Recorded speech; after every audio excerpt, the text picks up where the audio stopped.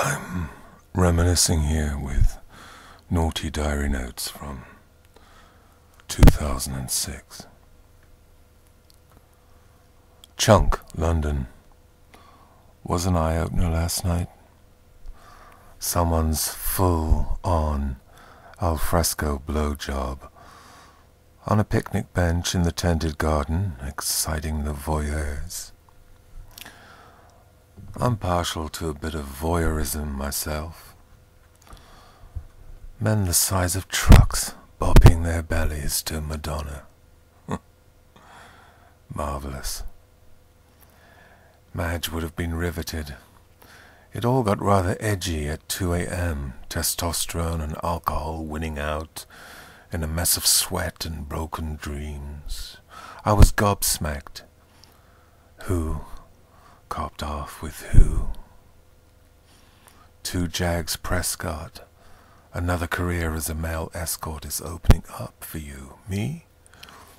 We drove home, got in at 5 and had a marvellous shag. Best bit of the night, John, Rob and Guy and the very brave and inventive Carl who twisted our arms to book for Pride at the Yumbo 2007, which we did today. Thank you, Chunk and the car parking angel who found us a choice spot adjacent to the venue. What's next? Oh yes, the visit of my gay nephew from the sticks. He's 18. It almost makes one's blood run cold. Saturday. Went to the Charles Street Club Bar at the beach end of Charles Street in Brighton. There's gay originality for you. Took the mother-in-law and Bunty Goldsmith, the virgin teenager. The decor is reminiscent of a liner and feigns cruisiness, but it was full of boyettes, lesbians, and the unspeakable. We had one drink and left. Bunty just had to check out the toilets. 2 days later we returned to James Street, and Prowler, the mother-in-law, emboldened by her introduction to our latex copy of Chris Lord, had no trouble coping with the blue room. Bunty now has his Aussie bums and is over the moon. Bless. King's Lynn can be very last century. Carl, bless his large cock, finally persuaded me to book for Gran Canaria Pride in May. Hola! More grist to my mill of rampant outness. I have something of a soft spot for Germans. Hummel, Hummel. It comes from sharing a birthday with Hitler. Bunty is gone home now, having made a new best friend of Phoebe. They will be texting each other with self-important urgency. Mother-in-law is now cured of all traces of prudery. The long weekend was an absolute triumph. Now we've got a crisis on the domestic front. More of that later. I hope we can still go to the fancy dress Halloween party on Saturday. Thursday. Cruised the A3 to Southsea and Portsmouth. First time at Uncle Johnny's crib. Contact John ... Gaydar. Bright and bijou, just like his sex life. Grub and Joy were there, intending to mend his boiler, but studiously avoided their responsibility by shredding his nerves with drum and bass. I wanted to go shopping, but we ended up in a gay pub, which smoked me like a large ham.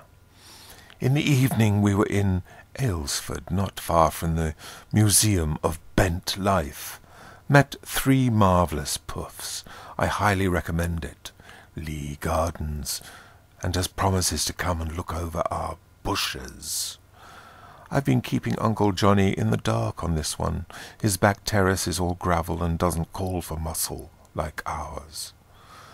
I'm making a list of phallic plants. Any suggestions? Nipophia, red hot poker. Remember Edward II and how he died. Saturday, fireworks in Compton Street.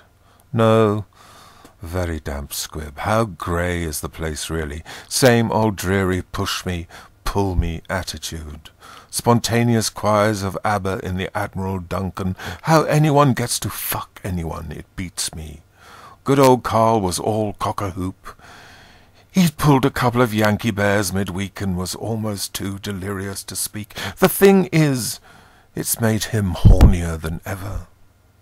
We went home before midnight, friends lashed, smelling like ashtrays. Not very attractive. Is this gay stuff horribly misrepresented? Lucky me. I had me cocoa and a shag with Dan to look forward to. Struck down by a cold midweek. So a time of introspection, contemplating his navel and lackluster erection. Illness puts us at each other's throats, but not in a good way. I jest. Though our patience is given a stretch, I'm being plagued by dull cockcentrics. Yes, there is more to life than your ego inches, but happily a few brilliant cut gems made their way through the sieve of this profile. Good, 'cause frankly, wankers, I was beginning to lose the will to live.